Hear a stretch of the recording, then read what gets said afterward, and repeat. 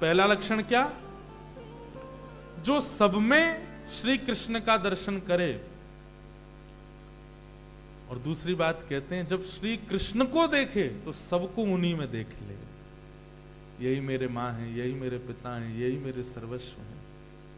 जब राधा रमण जी से विलग हैं तो सब में राधा रमण हैं, और जब राधा रमण के सन्मुख हैं तो सब राधा रमण में हैं। ये उत्तम भागवत का लक्षण। और कुछ दिखता ही नहीं है दृष्टि को, सब इनमें विद्यमान है।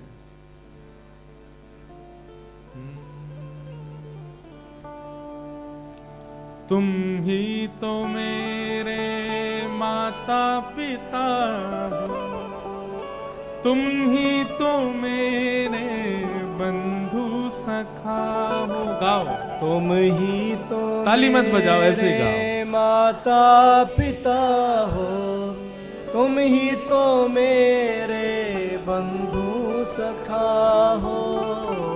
कितने रिश्ते तुम संग मेरे, कितने रिश्ते तुम संग मेरे।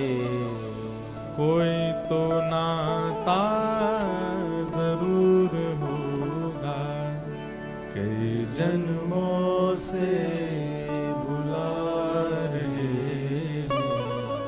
कोई तो नाता जरूर। एक हमारे ब्रज में एक सियाराम बाबा रहते थे। क्या नाम था? सियाराम बाबा। उनका नाम इसलिए था क्योंकि वो सीताराम सीताराम सीताराम सीताराम सीताराम ही करते थे। और रहते कहां थे? वृंदावन में। सीताराम जपते थे, रहते थे वृंदावन में। ध्यान से सुनना। राधा वल्लभ जी दर्शन करने जाते और श्री राधा वल्लभ लाल जी का दर्शन करके जब बाहर आते तो फिर बाहर से आते हुए दर्शनार्थी कहते, आज जानकी जी कितनी सुंदर लग रही है, आज हमारे राघव जी कितने प्यारे लग रहे हैं। दर्शनार्थी बोलते, अरे बाबा राधा वल्लभ जी के दर्शन करके आयो है और यूं करो सिया राम जी कितने प्यारे लग रहे हैं। बोले, अरे तू ना जाने को मेरे मन की बात है। मतलब नित्य दर्शन श्री राधा वल्लभ जी का करते थे, पर राधा वल्लभ जी में ठाकुर जी को राम जी मानते थे और श्री किशोरी जी को जानकी जी मानते थे। यमुना जी के तट पर जाते और श्री यमुना जी में स्नान करके बाहर आते। कोई पूछता, बाबा कहां से आए हो? बोले, सरजू जी में स्नान करके आया हूं। गिरिराज जी की परिक्रमा लगाते। कोई कहता, बाबा कहा कर रहे हो? बोले, कामतानाथ जी की परिक्रमा लगा रहे। चित्रकूट में कामतगिरी पर्वत है। अब आधे से ज्यादा लोग तो उनको विक्षिप्त मानते। बोले, ये राम जी के उपासक हैं, राम जी की आराधना करते हैं, पूरे दिन वृंदावन में ब्रज में रहते हैं और यही कोई अयोध्या बताते रहते हैं, इसी को चित्रकूट बताते रहते हैं, यमुना जी को सरजू जी बताते रहते हैं। लेकिन एक संत ने कहा कि भाई इनके इस भाव में कोई रहस्य है। हम लोग इनको पागल समझते हैं या जो भी भाव मानते हैं। 50 वर्षों से अखंड वृंदावन में रहते हैं, केवल राम नवमी और जानकी नवमी, ये 2 सत्र ऐसे थे, तब वो अयोध्या जाया करते थे, बाकी के समय वृंदावन में रहा करते थे। तो एक बार किसी महापुरुष ने बड़े पीछे लग करके बड़े वर्षों तक उनसे पूछा कि बाबा आपके भजन का रहस्य क्या है? तो वे अपने भजन का रहस्य बताते। बोले, भैया जब तक विरह प्रेम में नहीं होगा ना, तब तक प्रेम पुष्ट नहीं होता। मैं अयोध्या में रहकर के भजन करूंगा, राम जी मेरे सामने हैं, सीता जी मेरे सामने, तो मुझे विरह कैसे होगा? इसलिए मैं वृंदावन में रहता हूं। मेरे को याद अयोध्या की आती, रहता मैं वृंदावन में। मेरा स्नान का मन होता है सरजू जी में, नहाता मैं जमुना जी में। मन होता है कि परिक्रमा करूं कामतानाथ जी की, पर करने जाता हूं गिरिराज जी की। रहता वृंदावन में हूं। लोग मुझसे राधे श्याम बोलते, मैं सीताराम बोलता हूं। क्यों? अपने आप को जबरदस्ती विरह की अग्नि में तपाता हूं, ताकि मेरा प्रेम पुष्ट हो, मेरा प्रेम श्रेष्ठ हो। और उन सियाराम बाबा के कई ऐसे भाव थे। कभी कभी राधा वल्लभ जी में, बिहारी जी में, राधा रमण जी में, वास्तव में वो जिस भाव से दर्शन करते थे उस भाव का श्रृंगार ठाकुर जी धारण कर लेते थे। किसी ने कहा, बोले बाबा आप बहुत सियाराम सियाराम करते रहते हो ठाकुर जी को देख करके, आपके ठाकुर जी हमारे लिए तो कन्हैया हैं, आपके ठाकुर जी राम जी हैं, इस बात का प्रमाण क्या है? बोले देख मैं अभी तक मंदिर ना गया हूं, यहीं तो बता रहा हूं, आज नीली पोशाक पहनी है और सिर पे देखियो ऐसा टेढ़ो सा मुकुट पहनो भयो है। अगर मैंने जो बताई वो श्रृंगार भीतर भयो तो ये माननी पड़ेगी सियाराम जी हैं, सीताराम ही है। और वो सब जाते भीतर और जैसे जाकर के दर्शन करते तो बिहारी जी नीली पोशाक में दिखते, वैसे पाग में दिखते, फिर सब बाबा को प्रणाम करते। तो दो बातें थी बाबा के भाव में। पहली बात तो भैया अंतर काय को मानो, राम कृष्ण दो एक हैं, और दूसरा भाव वो अपने विरह को पुष्ट करते थे। जिस धाम से प्रेम है उससे दूर रह करके अन्य धाम में रह करके विरह भाव बढ़ाते थे,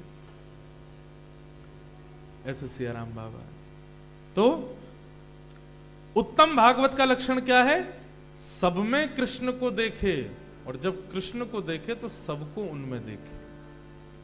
जब श्री राधा रमण जी का दर्शन करने जावे तो सब राधा रमण जी में हैं, और जैसे ही मंदिर से बाहर आवे तो सब जगह राधा रमण जी, ऐसी भावना रखे। ये उत्तम भागवत। अब मध्यम भागवत कौन है? अब मुझे इतना विश्वास है कि मुझसे लेके पीछे तक उत्तम कोई भी नहीं है, विश्वास है मुझे, और मैं भी प्रयास करता हूं। और आपको सत्य बताएं, इस सूत्र से मैंने बहुत अपने आप को बदला है। कितने लोगों से हम जीवन में मिलते हैं, हर दिन हजारों लोगों से मिलना होता है, सब दोषयुक्त होते हैं, लेकिन किसी में दोष दर्शन अब नहीं होता। सत्य बता रहे हैं। कई बार हम कहीं जाते हैं कथा करने के लिए तो पहले हमको, महाराज जी आप फलानी जगह जा रहे हो, वहां पे ना ऐसे ऐसे लोग हैं, वहां पे एक व्यक्ति इस नाम का मिलेगा, वहां पे व्यक्ति ऐसा आपके साथ कर सकता है, उससे आप बात मत करना, वो आपको डॉलर का लोभ देगा। लेकिन जैसे ही हम जाते हैं उस व्यक्ति से मिलते हैं तो जितने अवगुण सुन के आए एक का भी दर्शन नहीं होता। उस समय गए ठाकुर जी बस ऐसी कृपा बनाए रखना, किसी में अवगुण दिखे ना। ये उत्तम भागवत का लक्षण है। अब मध्यम भागवत कौन है? सुनो, मध्यम भक्त कौन है? ईश्वरे तदधीनेषु बालशेषु द्विषस्तु च प्रेम मैत्री कृपापेक्षा य करोति समध्यमा। उत्तम भागवत सुन लिया, अब मध्यम सुनो। उत्तम तो हम नहीं है, पर क्या पता मध्यम हो। तो मध्यम के लक्षण क्या है? प्रेम, मित्रता, कृपा और उपेक्षा, ये चार लक्षण होंगे। बहुत ध्यान से सुनना। पहला प्रेम, मित्रता, कृपा और उपेक्षा।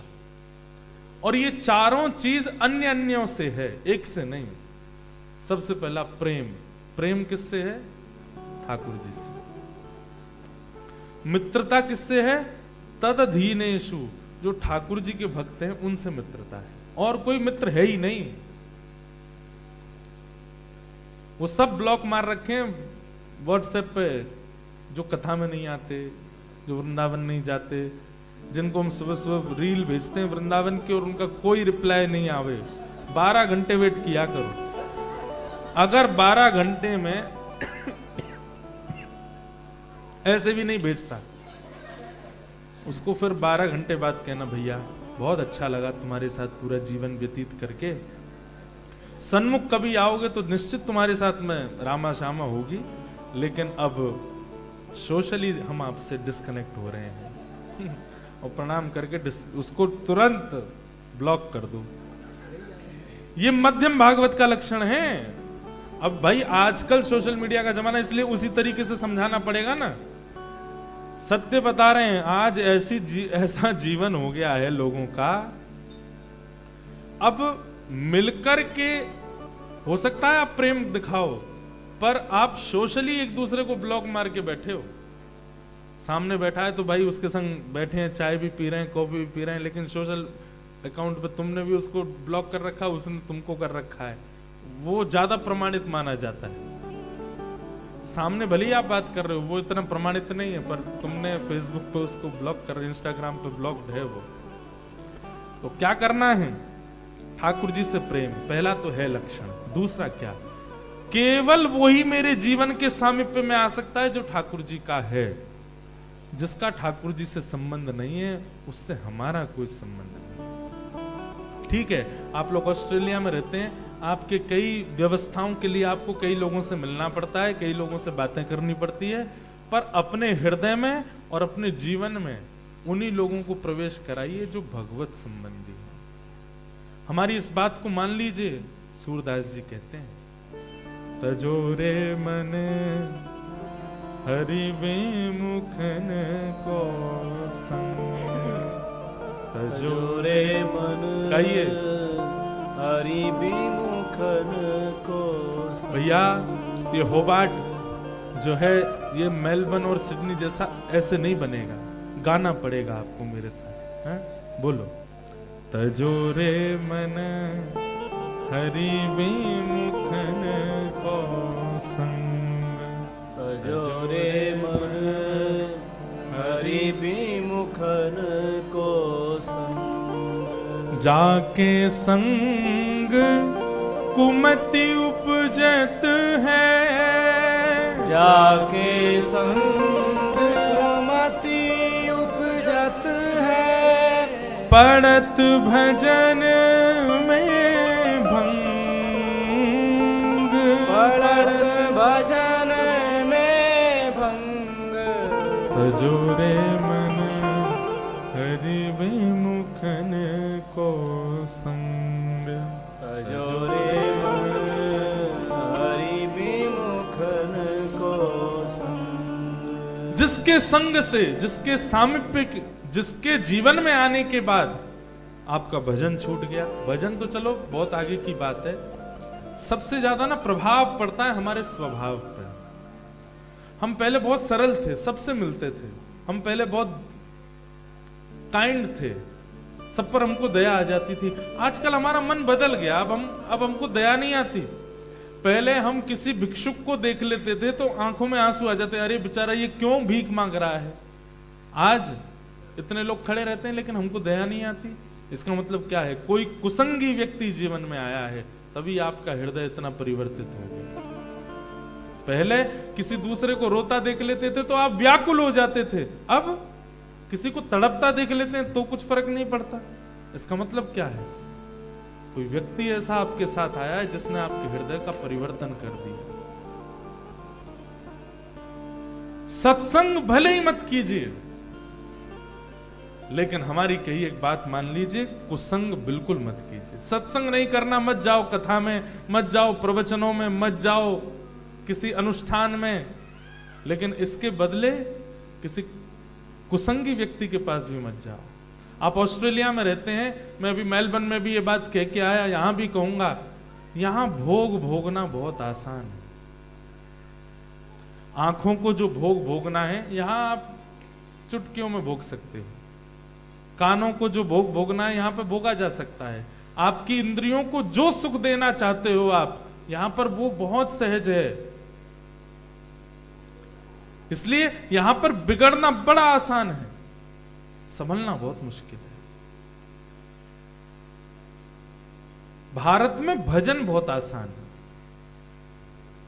कुछ नहीं, दो रात में बैठो, 2 घंटे में दिल्ली में रहते हो तो वृंदावन पहुंच जाओगे, पंजाब रहते हो तो 4 घंटे में वृंदावन पहुंच जाओगे, थोड़ी और दूर रहते हो तो फ्लाइट पकड़ के वृंदावन आ जाओ, अयोध्या चले जाओ, नासिक चले जाओ, काशी विश्वनाथ चले जाओ, महाकाल चले जाओ। अरे कहां तक, हर 2 घंटे के अंदर, 1 घंटे के अंदर एक तीर्थ आ जाएगा। आप चाहे दुनिया के, भारत के किसी कोने के हों, ऐसा हो ही नहीं सकता कि 1-1.5-2 घंटे के अंदर आपके घर के पास कोई तीर्थ बड़ा ना पड़ जाता हो, आ जाएगा। भारत में भजन सरल है और इन देशों में भोग सरल है, भोग बहुत आसान है। इसलिए जो भोग की तरफ आपको ले जाते हैं उनसे थोड़ा बचिए, थोड़े थोड़े से प्रारंभ करो, आगे चल करके विशेष सावधानी हो जाएगी। आपको पीने के लिए प्रेरित करते हैं, आपको खाने के लिए प्रेरित करते हैं, आपको दूषित वस्तुओं की तरफ थोड़ा ढकेलने का प्रयास करते हैं। ऐसे लोगों से दूरी बनाइए। ज्यादा से ज्यादा क्या होगा, $100-200 कम मिलेंगे। लेकिन अपना आचरण शुद्ध रखिए। व्यक्ति आचरण का विचार नहीं करता, बस निर्वाह करना है, मुझे कैसे भी यहां रहना है, उसके लिए मुझे ये सब करना पड़ेगा। नहीं, अब रावण भी तो यही बात कहता था महादेव से, अगर मैं अपना रूप राक्षसत्व में नहीं डालूंगा तो देवता मुझे जीवित नहीं छोड़ेंगे, मुझे देवताओं से लड़ने के लिए अपने आप को बलवान बनाना पड़ेगा। नाथ, मैं कहां जाऊं, मैं मजबूर हूं। रावण भी कहता था इस बात को। और कई लोग आपके ऑस्ट्रेलिया के, अमेरिका के, जब हम जाते हैं तो बच्चे बोल जाते हैं, महाराज जी हम मजबूर हैं, यहां पे कर नहीं सकते। मैं ऐसे कितने बच्चों को जानता हूं, 60 दिन, 70 दिन, 90 दिन केवल ब्रेड बटर खा के निकाल लिया, लेकिन नहीं खाएंगे प्याज। और यहाँ पे अभी हमसे एक बालक दीक्षा लेके गया मेलबर्न में, तो मुझसे बोला, महाराज जी दीक्षा लेने के बाद गले में कंठी माला है ना, मैंने हाँ, इसको उतार दिया करूं जब भोजन किया करूं। मैंने क्यों? तो उसमें प्याज होती है ना, फिर पहन लिया करूं। मैंने कहा वाह, ये कोई बात है? मैंने कि ये तो वही बात हो गई कि ब्याह के बाद गृहिणी बोली कि मैं थोड़ा बाहर घूमने जा रही हूं, मंगलसूत्र उतार जाऊं। क्यों? ताकि दुनिया को पता नहीं चले कि मैं सौभाग्यवती हूं। ऐसा नहीं। हम एक बात कहते हैं कथा में, आप ठाकुर जी के लिए ये सामान्य सी वस्तु नहीं छोड़ सकते। तो फिर ठाकुर जी कहेंगे, भाई काय को क्यों इतना कष्ट करता है नाम जप करने में, काय को इतना कष्ट कर रहा है कथा सुनने में, क्यों भाई सोमवार के सोमवार, मंगलवार के मंगलवार बिल्कुल मत जा, लगा रहे संसार में, मेरे पास भी आना है और एक छोटी सी वस्तु का त्याग भी नहीं करना है। हमारी बात मानिएगा, प्याज लहसुन खाने से कोई नरक नहीं मिलता है, कोई महापाप नहीं है वो, लेकिन हां हमारे प्रिय को जो प्रिय है वो हम करें। भावे मोहे सोई जोई जोई करे प्यार, जोई जोई प्यारो करे, सोई मोहे भावे, जोई जोई प्यारो कर, सोई मोहे हमारे भावे। श्री तरवंश महाप्रभु इस चतुरासी जी में सबसे पहला पद यही कहते हैं, जोई जोई प्यारो करे, सोई मोहे भावे, भावे मोहे सोई, जोई जोई करे प्यारे। ठाकुर जी उसका त्याग करते हैं, उसको मैं कैसे स्वीकार कर सकता हूं? ठाकुर जी ने जिसको स्वीकार नहीं किया अपने भोग में, अपनी सेवा में, हम अपने केवल जीव के लिए उसको कैसे स्वीकार कर सकते हैं, कैसे अंगीकार कर सकते हैं? अनन्यता नष्ट होती है। अगर आप अनन्य भक्त नहीं हो ठाकुर जी के, केवल क्या बोलते हैं उसको, सीजनल, कभी कभी जरूरत पड़ने पर भगवान के पास जाते हैं, तो फिर आप खूब खाइए, लेकिन आपका जीवन कृष्ण मन कृष्ण धन, कृष्ण ही हमारो मन, आठों याम ऊधो हमें कृष्ण ही सो काम है। कृष्ण आपका धन है, कृष्ण आपके प्राण है, कृष्ण आपके जीवन है, तो उनके लिए ये त्याग तो आपको करना पड़ेगा। अरे एक बात याद रखिएगा, विवाह के बाद अगर पत्नी पति के लिए त्याग ना करे और पति पत्नी के लिए त्याग ना करे अपने कंफर्ट्स का, अपनी इच्छाओं का, अपने व्यवहार का, वो ब्याह टिक नहीं पाएगा। या फिर उसमें ब्याह टिकेगा, लेकिन कैसे टिकेगा? फिर वो मजबूरी में टिकेगा, या तो एक कोई सेक्रीफाइस कर रहा होगा उसमें, और वो विवाह अच्छा नहीं होता। पति ने कह दिया मैं तो ऐसा ही हूं, स्वीकार करो, मैं नहीं बदलूंगा अपने आप को तुम्हारे लिए। पत्नी कहते मैं तो ऐसी ही हूं, अब नहीं बदलूंगी, तो फिर वहां पर निभाना पड़ता है। बोले भाई अब क्या करें, अब जीवन है, ठीक है जितना दिन है काटो, प्रेम थोड़े है। ठीक वैसे ही जब आप कह देते हैं नाथ तिलक तो पहनेंगे, कथा तो सुनेंगे, पर ये नहीं छोड़ेंगे, खाना पीना तो हमारा चलेगा। ठाकुर जी कहते निभाऊंगा भैया, और क्या करूं, मेरे पास और कोई चारा नहीं है। तो जिस प्रकार एक दुखित पत्नी निभाती है पति के साथ, निभाती मतलब जबरदस्ती, बस रह रही है कि जब तक मेरे प्राण हैं रह लूं मैं, माता पिता की नाक का सवाल है। ठीक वैसे भी ठाकुर जी भी वही विचारधारा आपके लिए रखते हैं, क्या करें, निभा लो। लेकिन हमारे महाप्रभु जी कहते हैं कि अगर इस पथ पर आए हो, प्रेम पथ के मार्गी बने हो, जोई जोई प्यारो करे सोई मोहे भावे, जोई जोई प्यारो कर सोई मोहे भावे, भावे मोहे सोई जोई जोई कर प्यारे, भावे मोहे सोई जोई जोई करे प्यारे, जोई जोई प्यारो करे सोई मोहे भावे, जोई जोई प्यारो कर सोई मोहे भावे, भावे मोहे जोई सोई कर प्यारे, भावे मोहे जोई सोई सोई करे प्यारे। तो मध्यम भक्त के लक्षण क्या हैं?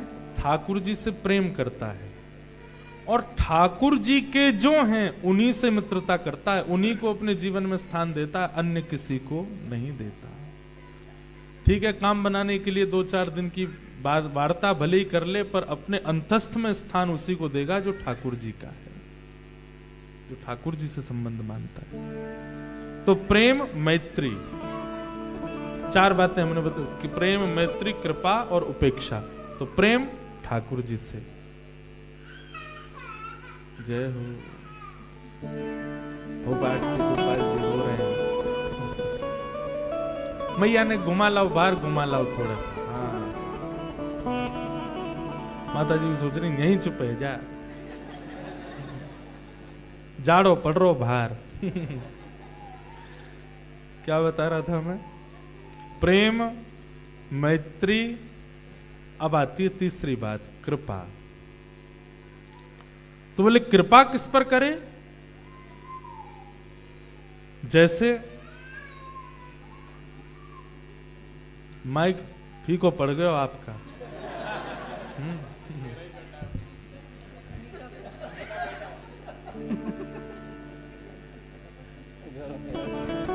क्या बता रहा था? मेरी बात सुन लो भैया, फिर हमें भी नींद आ रही है बहुत जोर से। कृपा, प्रेम मैत्री कृपा।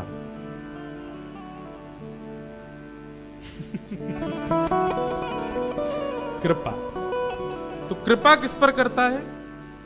जैसे कोई ठाकुर जी के विषय में जानता ही नहीं है, उसे कुछ पता ही नहीं है, उसको बिल्कुल इस विषय का ज्ञान ही नहीं है, लेकिन वो हृदय से बड़ा सीधा है, सरल है, उसको किसी ने बताया नहीं है, लेकिन आप चाहें तो उसको बता सकते हैं। उसको बताना कि भाई देखो सेवा की पद्धति ऐसी होती है, तिलक का नियम ऐसा होता है, भगवान के भजन का नियम ऐसा होता है, गुरु कृपा का नियम ऐसा होता है, आदि आदि ये सब भाव उसको बताना। वृंदावन का नियम ऐसा है, बरसाने का नियम ऐसा है, गोवर्धन का नियम ऐसा है। ये क्या है? ये कृपा है कि आप उसे बता रहे हैं। बस अन्यथा मत लेना बात को, पर ये कथा हम सुना रहे हैं, ये कृपा ही है कि हम बता रहे हैं, हम आपको समझा रहे हैं, हम आपको कुछ नवीनता दे रहे हैं, ये कृपा है। तो उत्तम मतलब ठाकुर जी से प्रेम करे, उनके दासों से मित्रता करे, और जो ठाकुर जी के विषय में नहीं जानते हैं उन पर कृपा करें। अब इसमें एक बात बहुत ध्यान से समझने की है, किसको ठाकुर जी के विषय में बताना है ये भी बहुत सोच समझ करके। हर किसी को ठाकुर जी के विषय में जानकारी नहीं देनी है। अपने भाव, अपनी सेवा, अपने प्रेम सबके सामने उजागर नहीं करने। 10 नामा अपराधों में एक अपराध है क्या, कि जो योग्य नहीं है उस अयोग्य के सामने ठाकुर जी की चर्चा करना। आपको एक बात बोलें, कई बार ऐसा होता है कि कथा करने से हमारे भाव ही शून्य हो जाते हैं, और विशेष रूप से विदेश में जब कथा होती है। क्यों? क्योंकि ठीक है आप इतनी संख्या में बैठे, लेकिन कोई एक ऐसा आ गया जो केवल जबरदस्ती आया था, निमंत्रण आया, चलो वो आते हैं। कोई उसके मन में भाव नहीं था, कोई उसके मन में प्रेम नहीं है, कोई मन में समर्पण नहीं है। वो बस बैठे बैठे बस यही देख रहा है कौन क्या पहन के आया, कौन का परफ्यूम कैसा है, कौन की गाड़ी कैसी है, कौन किस भाव से बैठा है, कब कथा पूरी होगी, भोजन कब मिलेगा। इसी भाव से बैठे हैं कथा में। मतलब योग्य नहीं है, लेकिन उस योग्य के सामने वक्ता ने बैठ करके कई सारे भाव सुंदर सुंदर बता दिए और उसने वो सुन भी लिए। तो अयोग्य के सामने भगवत वार्ता करना कई बार चित्त में प्रेम को घटा देता। कई बार हम अनुभव करते हैं, हमने अपने गुरुजनों से पूछा कि गुरुदेव भगवान इसका क्या करें, हमारा लाल जी की सेवा है। तो कई बार लाल जी की सेवा में मन में भाव घट जाता है, और उसके पीछे कारण मुझे पता है कि किसी अयोग्य के सामने भगवत वार्ता हो गई है, इसीलिए ये हो रहा है। तो ऐसे में क्या किया जाए? तो फिर हमारे गुरुदेव भगवान की आज्ञा ऐसी हुई कि आप ये विचार करके कथा कहा ही मत करो कि मैं इन सबको सुना रहा हूं, इन सबको सुना रहा हूं। ये विचार करोगे तो उसमें अयोग्य भी आएगा, और उसको कथा सुनाने का जो होता है प्रभाव वो आप पे होगा। आप तो ये विचार किया करो कि मेरे चित्त में श्री ठाकुर जी विराजमान हैं, वही कथा सुन रहे हैं, और मेरे चित्त के ही ठाकुर जी सामने बैठ करके अलग अलग रूपों में बैठ करके कथा श्रवण कर रहे हैं। कहीं नीले कपड़े पहन के बैठे हैं, कहीं जैकेट पहन के बैठे हैं, कहीं बाल सफेद करके बैठे हैं, कहीं देखो चिल्ला के बैठे हैं, कहीं सो गए हैं, कहीं ये सब ठाकुर जी ही बैठे हैं। इस भाव से अगर आप सुनोगे, सब में ठाकुर जी का भाव रख के सुनाओगे, तो फिर अयोग्य व्यक्ति भी ठाकुर जी का रूप हो जाएगा, फिर उसका दोष नहीं लगेगा। तो जो योग्य है उसको भगवत भाव बताना, इसको कृपा कहते हैं। तो मध्यम भागवत के 4 लक्षणों में प्रेम, मित्रता, कृपा और उपेक्षा। चौथा लक्षण आता है उपेक्षा। उपेक्षा मतलब त्याग। बोले किसका त्याग करें? सीधी बात, जो भगवान के प्रेम भाव को नहीं जानता, ठाकुर जी से जिसका कोई संबंध नहीं, उसका त्याग, उसकी उपेक्षा, उससे दूर ही रहो। लड़ना नहीं है, झगड़ना नहीं है, याद रखिएगा, विवाद करना नहीं है, कलेश नहीं करने, दूर रहना है। कोई कह रहा अरे भगवान कुछ नहीं होते, अरे ये सब तो ऐसे ही सब अपना बना लिया है, धंधा कर लिया है, ब्राह्मणों ने ऐसा कर लिया है, पंडितों ने अपनी दुकानदारी खोल ली, आदि आदि। आपको वहां जाकर के लड़ना नहीं है, तो क्या करना है? चलते बनो, निकल जाओ। उपेक्षा। वैष्णव का स्वभाव है कि वो विवाद नहीं करता, और जो विवाद में पड़ता है वो वैष्णव है नहीं। ये मध्यम भागवत है। मध्यम भागवत क्या करता है? ठाकुर जी से प्रेम, ठाकुर जी के भक्तों से मित्रता, जो जानकार नहीं है उन पर कृपा, और जो ठाकुर जी के बारे में अनाप शनाप बोलते हैं उनकी उपेक्षा। ये 4 लक्षण युक्त जो है वो कौन है? मध्यम। और अब आते हैं साधारण भक्त। ये साधारण कौन से हैं? तब साधारणों के विषय में क्या बताया कि अर्चायामेव हरे पूजाम यश्रद्धये हते न तद्भक्तेषु चान्येषु सभक्त प्राकृत स्मृत। एक बात तो बढ़िया स्पष्ट है, ठाकुर जी से हमारी कई एक बात कहेंगे, ठाकुर जी से मांगा करो कि हे नाथ, हमें भोला बना दीजिए। हमारी मस्तिष्क में चतुराई बहुत ज्यादा है। आपको पता है आप कथा क्यों सुन रहे हो? क्योंकि आप बहुत चतुर हो, और वो चतुराई थोड़ी सरलता में परिवर्तित हो, वो चतुराई थोड़ी सहजता में आ जाए, वो चतुराई थोड़ा, अब कथा सुनने से पहले आप जैसे थे 3 घंटे बाद आप वैसे नहीं रहोगे। 2 घंटे बाद थोड़ा परिवर्तन होगा, थोड़े सहज हो जाओगे, थोड़े सौम्य हो जाओगे। कुछ अपशब्द बोलने से पहले नहीं महाराज जी बोल के गए थे, ऐसा नहीं करना चाहिए। इसका मतलब क्या है? पहले क्या था? पहले आप चतुर थे, अब आप सरल हुए। ठाकुर जी से नित्य यही प्रार्थना कीजिए कि हे नाथ, मेरी चतुराई दूर करो, मुझे सरल बना दो, मुझे सहज बना दो, मुझे दैन्य बना। ठाकुर जी को सबसे प्रिय क्या है? लिख लीजिए, 56 भोग से भी ऊपर है, श्रृंगार से भी ऊपर है, वंशी से भी ऊपर है, राग से भी ऊपर है। ठाकुर जी को सबसे ज्यादा प्रिय है दैन्यता। क्या प्रिय है? दैन्यता का मतलब सरलता, सहजता, भोलापन, भौंदू। ठाकुर जी को बहुत प्रिय है। चतुर है, संसार के लिए है, पर भगवत भाव में और स्वाभाविक भाव में बहुत दीन है। ठाकुर जी को वो इतना प्रिय लगता है, ठाकुर जी उसके लिए कुछ भी कर सकते हैं। इसलिए नित्य ठाकुर जी से प्रार्थना करो कि हे नाथ, हमारे चित्त को सरल बना दो, सहज बना दो, हमारे चित्त को इतना दीन बना दो, इतने दैन्यता में इसको परिवर्तित कर दो, सहज हो जाए।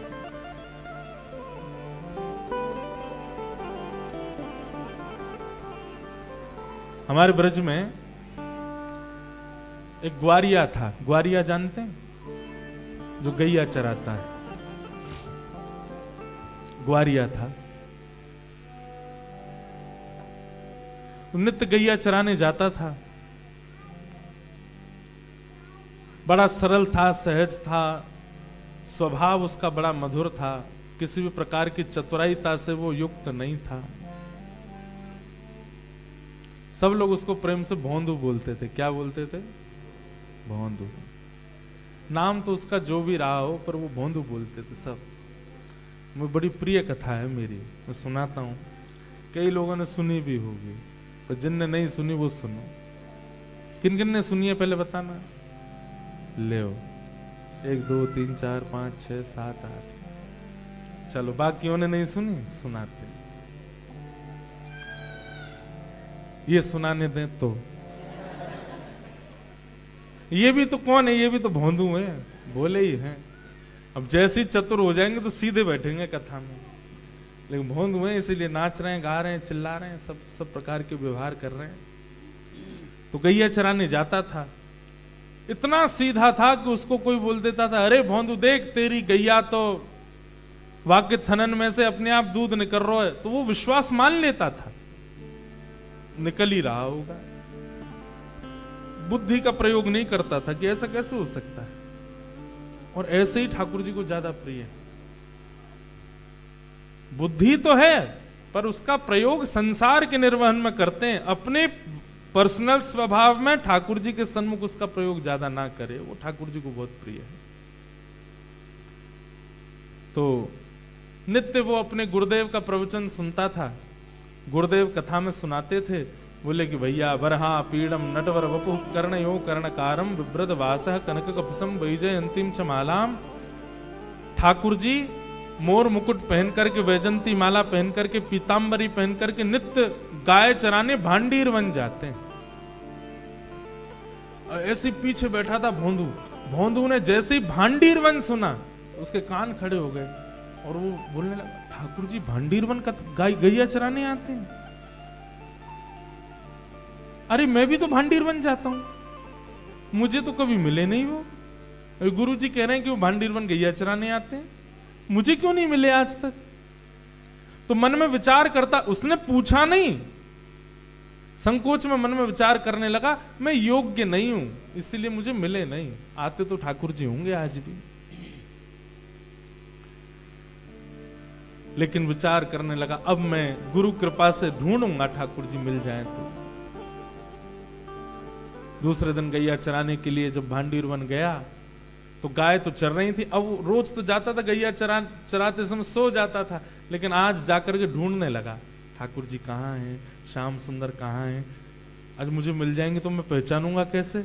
अरे नहीं, गुरुजी ने बताया था पीली पोशाक पहनते हैं वो, उनमें से चंदन की सुगंधी आती रहती है, उनका जो श्री अंग की कांति है वो यमुना जी जैसी है, सांवली सांवली, घुंघराले केश हैं उनके। अब वो उन सब भावों का चिंतन करता है, कितना भगवत चिंतन हो रहा है उसके द्वारा। गुरु जी कहते हैं वो टेढ़ी मेढ़ी चाल चलते हैं, मतलब अब खुद चल के देख रहा है, मैं सीधे सीधे चल रहा हूं, ठाकुर जी ऐसे ऐसे चलते होंगे, खुद ही टेढ़ा टेढ़ा चल के देख रहा है, और फिर विचार करता है ऐसा चलता हुआ मुझे कोई दिख तो जाए, मैं पहचान जाऊंगा वही श्याम सुंदर है। भोंदू 1 दिन 2 दिन 3 दिन 5 दिन 10 दिन बीत गए, ठाकुर जी नहीं मिले। आज 11वां दिन है, आज भी ढूंढा, अब ढूंढते ढूंढते रोने लगा। श्रीमद् भागवत के रास पंचाध्याय में कहते हैं, रुरुदुः स्वस्वरम राजन कृष्ण दर्शन लालसा। एक बात बताएं, कृष्ण दर्शन की लालसा में अगर नेत्रों से अश्रु प्रकट हो जाए तो आप ये विश्वास पूर्वक मान लीजिएगा कि कृष्ण उस समय आपके पास ही है। ये अश्रु आपके ऐसे ही नहीं आ गए हैं, आप व्याकुल चित्त से रो रहे हो, आपको वृंदावन की स्मृति हो रही है, वृंदावन की याद आ रही है और नेत्रों से अश्रुपात हो रहा है, इसका मतलब कृष्ण देख रहे हैं आपको, तभी आपके अश्रु आ रहे हैं। संसार के लिए आंसू आना सहज है, भगवत मिलन के लिए अश्रु आना ये सामान्य बात नहीं। आज रोने लगा भोंदू, बोले मैं इतना भागा हूं, मैं इतना योग्य हूं कि ठाकुर जी मुझे मिल नहीं रहे हैं। भोंदू की वो सहजता सरलता ठाकुर जी रीझ गए, और इतने में क्या हुआ, सामने से असंख्य गायों का झुंड आ रहा था। भोंदू ने जैसे उन गायों को देखा, बोले जी मेरी गैया तो ना है, मेरी गैया तो पीछे बंधी है जी, कौन की गैया आ रही है, इतनी बड़ी बड़ी गैया, ऐसे ऐसे सींग इनके। और तभी वो गाय अपने अपने मार्ग से जैसे ही इतर हुई तो मध्य में पीतांबरी पहने ललित त्रिभंगी श्याम सुंदर गैया हाँकते हुए चल चल चल चल ऐसे आवाज करते हुए ठाकुर जी आ रहे हैं।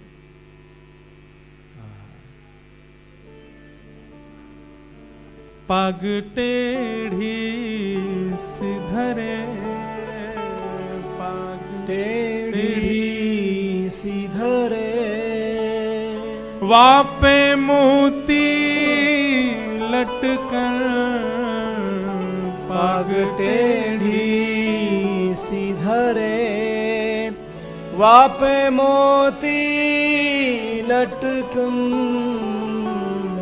डोले ब्रज कुंजों में, डोले ब्रज कुंजों में, झूम के राधा रमन, पाग टेढ़ी सिधरे, पाग टेढ़ी सिधरे। टेढ़ी सी पाग धरी है, उस पर मोती लटक रहा है। जब जब ठाकुर जी चलते हैं तो मोती ठाकुर जी के गाल पर आकर के ऐसे स्पर्श करता है। झूमते हुए ठाकुर जी कभी इधर कभी उधर। ये त्रिभंग लली क्यों है श्रीधाम वृंदावन में? द्वारिका में सीधे खड़े हैं ठाकुर जी, जगन्नाथपुरी में सीधे खड़े हैं, अरे कहां तक कहें नाथ द्वार में भी सीधे ही खड़े हैं। एकमात्र वृंदावन है जहां पर ठाकुर जी ऐसे खड़े हैं। ये ऐसे खड़े होने का मतलब क्या है? व्यक्ति जब स्कूल में होता है ना तो सीधे ही फोटो खिंचवाता है, अटेंडेंस, वो क्या बोल, अटेंशन। ब्याह में भी सीधा ही फोटो खिंचाता है। कहां तक कहें किसी व्यक्ति की अगर मृत्यु की भी चित्रपट ली है उसमें भी सीधा ही रहता है वो। लेकिन जहां वो अत्यंत आनंद में होता है, जहां वो अत्यंत सहजता में आ जाता है, जहां वो अपने पूरे आनंद की स्थिति में आता है, वहां की फोटोग्राफ देखो, टेढ़ा मेढ़ा ही होगा, यूं होगा, ऐसे होगा, यूं करेगा, ऐसे करेगा, जो भी आजकल के बच्चे करते हैं। वो टेढ़ा मेढ़ा कब होता है? जहां उसको उसके आनंद की सीमा पार हो जाती है, वहां वो ऐसे कुछ अपने रोज के स्वरूप से थोड़ा विलग हो जाता है। वृंदावन में और दूसरे हैं ही नहीं ठाकुर जी। अगर छोटे गोपाल जी को देखो तो वो यूं है, वो भी टेढ़े मेढ़े, 3 व्हीलर ठाकुर जी, मैंने उनका नाम धरा 3 व्हीलर। 2 तो घुटने और 1 हाथ, चौथा हाथ तो ऊपर रहता उनका, ऐसे रहते हैं। कभी कभी मैं विचार करता हूं ये चलते कैसे होंगे, कभी चल के देखना आप। हाथ में यो मक्खन लिए ठाकुर जी, ये हाथ ऊपर रहता है, इसका टेक नहीं रखते नीचे, ये हाथ और 2 घुटने, अब ऐसे कैसे चलते होंगे ठाकुर जी। इसीलिए सूरदास जी पद लिखते हैं, शोभित कर नवनीत लिए घुटरुन चलत रेणु तन मंडित गो रोचन तिलक किए। ठाकुर जी को रज लगती रहती है, क्यों? बोले गिरते रहते हैं बार बार, लेकिन मक्खन से इतना प्रेम है उसको नीचे नहीं करते, उसको ऊपर ही रखते हैं। तो वृंदावन के श्री कृष्ण त्रिभंगी क्यों है? क्योंकि अत्यंत आनंद में है वहां पर, इसलिए ठाकुर जी ऐसे ही खड़े, त्रिभंग लली होकर के खड़े हैं। वहां ठाकुर जी का जो पोज है वो अत्यंत सुख में है, अत्यंत आनंद में है। त्रिभंग लली श्याम सुंदर जैसे दिखाई दिए भोंदू को, भोंदू तो देखता रह गया, आंखों की पलक झपकना भूल गया, नेत्रों से अश्रुपात होने लगे, हाथ पांव कांपने लगे, होठ फड़फड़ाने लगे, मन में जो भी बात, यहां तक कि ये भी भूल गया कि मैं कौन हूं।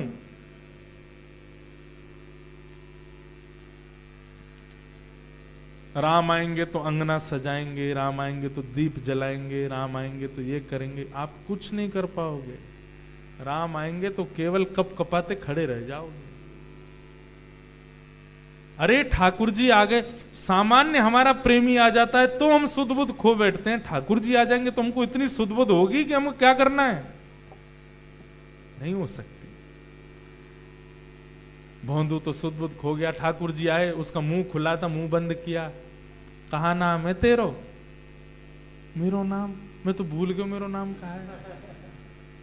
पर मुझे पता, आप श्याम सुंदर हो ना, जिनके बारे में मेरे गुरु जी बता रहे। बोले हम बे, मैं नंद जी को लाला हूं, यशोदा मैया को लाला, श्याम सुंदर कन्हैया। अब तू अपना नाम बता। भोंदू बहुत देर तो सोचता रहा मेरा नाम क्या है, मेरा नाम क्या, मुझे याद नहीं आ रहा। अच्छा हाँ, मेरा नाम है भोंदू।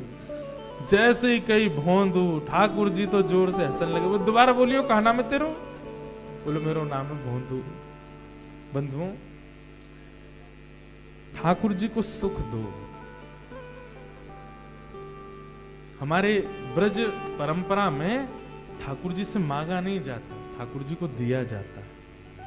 ठाकुर जी से लिया नहीं जाता, ठाकुर जी को सौंपा जाता है। हम अपने सुख की कामना से, कभी वृंदावनी परंपरा वाले लोग अपने सुख के लिए ठाकुर जी की सेवा नहीं करते, ठाकुर जी के सुख के लिए सेवा करते हैं, और अपने सुख के लिए जीते भी नहीं है, ठाकुर जी के सुख के लिए जीते हैं। ठाकुर जी को सुख देते। भोंदू की बात सुनकर के ठाकुर जी को इतनी जोर की हंसी आई। ठाकुर जी बोले एक बार और बता दे भैया, तेरा नाम कहा है? बोले मेरा नाम है भोंदू। तेरा नाम भोंदू ही है? बोले हम बे। अरे तू तो मुझे इतना प्यारा लगो, तेरा नाम इतना अच्छा, तू मेरा सखा बन जा। एक क्षण में उसने कोई जप नहीं किया, उसने कोई तप नहीं किया, आज तक उर्दपुंड नहीं लगाया, आज तक कभी उसने यज्ञ नहीं किए, उसने कोई साधन नहीं किए, ठाकुर जी ने उसको अपना सखा बना लिया। यहां हम कर करके पागल हो गए, अभी तक नहीं बनाए ठाकुर जी ने सखा। भोंदू को केवल सामान्य से स्वभाव पर ठाकुर जी रिझ गए। ठाकुर जी बोले तू मेरा सखा बन जा। अरे जय जय, मैं कहां सखा बनूंगा आपको, और सब बातचीत होने लगी। ठाकुर जी बोले अब चल, बहुत देर रहेगी बतियाते बतियाते, जल्दी मुंह को छुपवा, भूख लग रही है मुंह। भोंदू अपनी पोटली खोली, बोले जय जय 2 रोटी हैं और गुड़ है नेक सो। बोले हाँ जी दे दे, यही खाऊंगा। अब उसने भी इतने, अब तो भोंदू है ना, चतुर होता तो दोनों रोटी रख देता, एक ही रखी ठाकुर जी के आगे, एक अपने लिए, मैं भी तो खाऊंगा। तो एक ठाकुर जी के आगे रखी, एक अपनी। गुड़ भी आधो की हो। ठाकुर जी देख रहे हैं, मतलब आधो ही खवावे को, जय जय मैं भी तो खाऊंगा। ठाकुर जी बोले यही भोलापन मुझे अच्छा लगा तेरा, लेकिन भैया मुझे भूख लगी है, तू अपनी रोटी दे दे। तू तो जाइयो, जाके पाई लियो अपने आश्रम पे गुरुदेव के यहाँ। और अपनी रोटी और उसकी रोटी दोनों ठाकुर जी पा गए। नेक सो कच छोड़ दियो यहाँ में थे, नेक तो पाई लूंगा मैं। ठाकुर जी बोले मैं ना छोड़ रहा, मैं तो पूरा पा के जाऊंगा। और सबरी रोटी खा गए।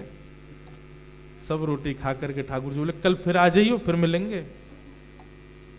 भोंदू बोलो ठीक है। यशोदा मैया तो के करो ना कुछ खवाए करे, इतने भूखे छोड़ दे तुम्हें हैं, मेरो खाएगे सबरो। उसके भोलेपन पे ठाकुर जी रीझ गए। भैया ज्ञानी बनने की होड़ लगी है संसार में, नियम करने वालों की होड़ लगी है संसार में, पर जिससे ठाकुर जी मिलते हैं उसकी कोई किसी में होड़ नहीं है, सरल बनने की किसी में होड़ नहीं है। कोई व्यक्ति बहुत डाउन टू अर्थ होता है ना तो लोग बाग उसको बड़े हल्के में लेने लगते हैं, लेकिन हमारी बात मानिएगा, संसार के लोग हल्के में लेते होंगे, ठाकुर जी उसको बड़े भारी में लेते हैं। और बताओ, इतना सरल, इतना सहज, इतना सीधा। भोंदू ने जाकर के किसी को बताया नहीं, ना गुरुजी से कहा, ना किसी शिष्यों से कहा, क्योंकि उसको लगा इन लोगों को तो हमेशा मिलते होंगे, मुझे ही आज मिले, इनको तो रोज ही मिलते होंगे, मुझे पहली बार मिले। थोड़ी उसको खुशी हो रही थी कि चलो अब इन सब की पंक्ति में बैठने लायक मैं भी हो गया, अब मुझे भी मिलने लगे, इनसे तो मिलते ही होंगे। गुरुजी कैसे बता देंगे कि वो पीतांबरी पहनते हैं? गुरुजी कैसे बता देंगे कि वो मकराकृत कुंडल पहनते हैं? गुरुजी कैसे बता सकते हैं कि वो मोर पिच्छ पहनते हैं? इनको कैसे पता? देखा तभी तो नहीं पता इनको। इतना सीधा भोंदू, उसने घर वहां आके आश्रम में किसी को नहीं बताया। दूसरे दिन गैया चराने जा रहा था तो आज बस उसने एक काम किया, रसोईया से कही भैया 2 टिक्कर मत दियो, 4 दियो, 4। 4 टिक्कर? आज तक तेने 2 ही पाए, 4 क्यों चाहिए? अरे अब मैं कहा बताऊं, वो कन्हैया, वो आमे वहां पे, वो ऐसे बता रहा है, मतलब वही कन्हैया जो तुमको भी मिलता है, वही कन्हैया वहां मिले। और यशोदा मैया भूखो ही भेज दे भाई, मेरी रोटी खा जाए। अब कल मेरी खागो में तो भूखो ही रह गए हो, वाकु 2 खवाऊंगा, 2 मैं खा लूंगा, या हमारे 4 दे। जो सरल लोग होते हैं ना, सहज लोग होते हैं, उनके मुख से झूठ निकलता नहीं। सुनने वाला बोले कौन कन्हैया? अरे वही कन्हैया जिनके बारे में गुरुजी रात में बताते हैं, वो बरहा पीड़म नटवर वपु कर्णयो कर्णकारम, वही वाले कन्हैया। बोले तू क्या कहना चाहता, मतलब नंद नंदन कन्हैया? बोले हाँ, यशोदा नंदन कन्हैया, नंद नंदन कन्हैया, ब्रजूर चंदन कन्हैया, वृंदावन चंद कन्हैया, वही आते हैं। मेरी रोटी खा गए दोनों कल, या हमारे 4 ले जा रहा हूं। शिष्य ने 4 रोटी तो बोली रुक जा भी देता हूं, दौड़ के पहले गुरुजी के पास गए। गुरुजी भोंदू से एक बार बात करो। आप बोले क्या हो गया? बोले 4 रोटी मांग रहा है, वो कह रहा है कि नंद नंदन उसको मिलते हैं। बोले ऐसे ही बोल रहा हो? गुरुजी भोंदू झूठ नहीं बोलता, वो बहुत सीधा है, बहुत सरल है, उसके मुख से हमने आज तक झूठ नहीं सुना। आप एक बार उसकी बात तो सुनो। जैसा वर्णन आप करते हैं शाम को कथा में, वैसे रूप का वर्णन कर रहा है वो। गुरुदेव आए, आकर के भोंदू से कहा क्यों भाई भोंदू, कौन मिले थे कल? गुरुदेव आप मुझे क्षमा करें, मैंने आपको बताया नहीं, मुझे था कि मैं तो अभागा हूं, मुझे आज तक ठाकुर जी मिले नहीं, आप सबको तो मिलते ही रहते हैं, कल पहली बार मिले तो मैंने कहा अब इतने समय निकल जाने के बाद मिले, इसका मैं क्या उत्सव मनाऊं, इसलिए मैंने किसी से नहीं कहा। अच्छा तुझे मिले थे? बोले हाँ। कैसे थे? गुरुदेव आप बताते ना मोर पिच्छ अपने मुकुट पर धारण करते हैं। गुरुदेव आप जब बताते हैं तो जो सुंदरता का अनुभव होता है उससे तो करोड़ गुना ज्यादा सुंदर उनका मुकुट है। गुरुदेव मोर पिच्छ भी बड़े अद्भुत हैं, उनके श्री अंग की कांति ऐसी मैंने स्पर्श करके देखा जैसे हमारे श्री अंग में जड़ का अनुभव होता है, उनके श्री अंग में चैतन्यता का अनुभव होता है। आप तो गुरुजी सब जानते हैं, मैं क्यों बताऊं आपको। उनके समीप पर बैठने में चंदन की सुगंधी आती है, वे जब बोलते हैं, वे जब देखते हैं, गुरुजी कितनी बार, कल तो मैं अपना नाम ही भूल गए हो, बहुत देर तो मैं यही में लग गई कि मेरा नाम भोंदू है। वो ऐसे देखें कि गुरुदेव हम अपने आप को ही भूल जामे, लेकिन कल मेरी दोनों रोटी खा गए, हमारे गुरुदेव आपकी आज्ञा के बिना मैं 4 रोटी ले जा रहा हूं। भोंदू तो बोल रहा था, गुरुदेव की आंखों से आंसू गिर रहे थे। बोले तुझे सच में मिले? बोले हाँ। चल ठीक है तू जा, हाँ भाई इसको 4 रोटी दो, एक काम करेगा मेरा? बोले आज्ञा करें गुरुदेव। बोले आज तक मैंने कोई आज्ञा नहीं करी, पहली बार आज्ञा कर रहा हूं। बोले आज्ञा करें गुरुदेव। बोलो ठाकुर जी को लेके आश्रम आ जाइए, वो जो नंद नंदन तुझे मिलेंगे उनको लेकर के यहां आ जाइए आश्रम पे। तो भोंदू को ये लगा कि ये शिष्य भी तो है, ये शिष्य भी तो है, ये तो प्रकांड विद्वान है, ये तो महाज्ञानी है, इनको छोड़ गुरुजी ने मुझे आज्ञा दी कि ठाकुर जी को लेके आऊं मैं। अरे ये सब भी मिलते हैं, इनसे कह देते, लेकिन उन्होंने मुझे ही चुना। वो तो नाचने लगा। वो इस बात से इतना प्रसन्न नहीं है कि ठाकुर जी मिलते हैं, पर गुरुदेव ने आज उसको एक आज्ञा दी है, इस बात से खूब आनंदित हो गया, निकल पड़ा। जैसे ही पहुंचा, थोड़ी देर में ही ठाकुर जी आ गए। फिर से देखता रह गया उनके रूप माधुरी को। ठाकुर जी आके बैठे, हाँ भैया भोंदू। हाँ ठाकुर जी। अरे भैया तेरो तो नाम ही मुकु, रात भर चिंतन में रहो, तेरो नाम इतना सुंदर है। मैंने यशोदा मैया को भी बताई, मैंने दाऊ दादा को भी बताई, मैंने सबन को बताई तेरो नाम, कितना प्यारो नाम भोंदू। हाँ रोटी लेके आयो? बोले हाँ लाया हूं। ला दे दे।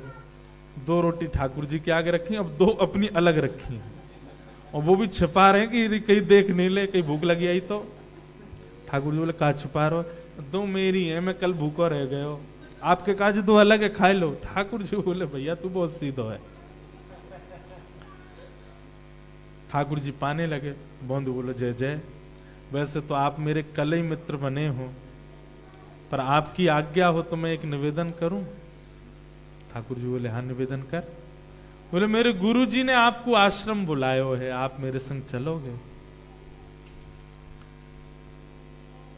ठाकुर जी बोले भैया मैं तेरो सखा हूं, तेरो मित्र हूं, तेरे संग खाऊं, तेरे संग बैठूं, तेरे संग डोलूं, तेरे संग बात करूं, जे गुरु जी बीच में मतलब है? तू मोते मिले कर, बैठे कर, बात करेगा, सब काम। गुरु जी नहीं आएंगे बीच में।